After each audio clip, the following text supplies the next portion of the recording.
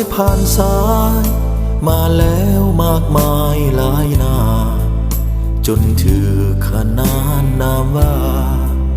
ยอดหญิงแม่นกลาตรีสังคมกีดกันแบ่งสรรคนละนาลีมีโหยด่างพ้อยลาคีนางเป็นสตรีสิ้นคนบูชาตัวนางจะสางแต่ใจนางงามเหลือล้นงามกว่าผู้หญิงหมื่นคนที่ข้าเคยพบผ่านมาให้จะประนาม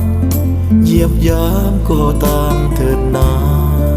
นางเป็นเพชรที่สูงล้ำค่าที่ฝังกายาอยู่ในเฮือนตรง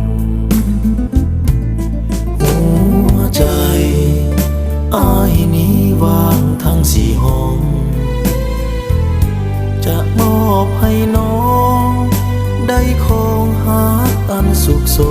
มมีวังน้ำใจ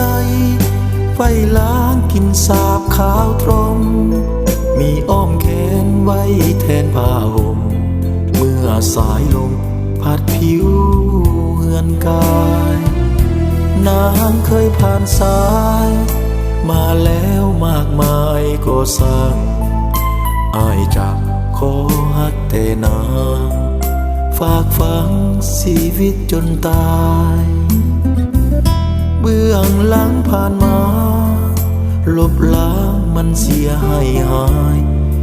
มาเป็นเพชรคนเดียวของอ้ายมาฮักกันไปส่วนนิรันดร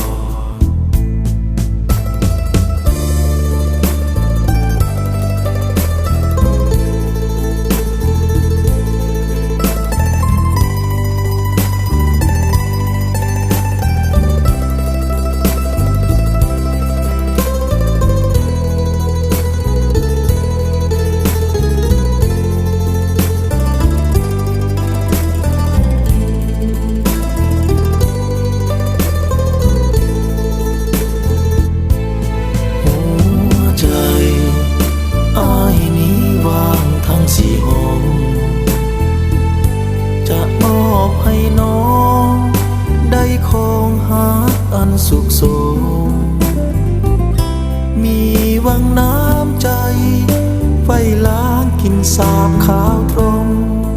มีอ้อมแขนไว้แทนผ้าห่มเมื่อสายลมพัดผิวเฮือนกายนางเคยผ่านสายมาแล้วมากมายก็สั่ง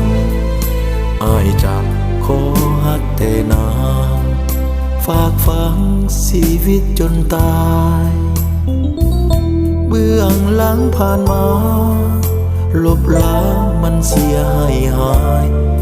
มาเป็นเพชรคนเดียวของอ้ายมาฮักกันไปส่วนนิรันดร์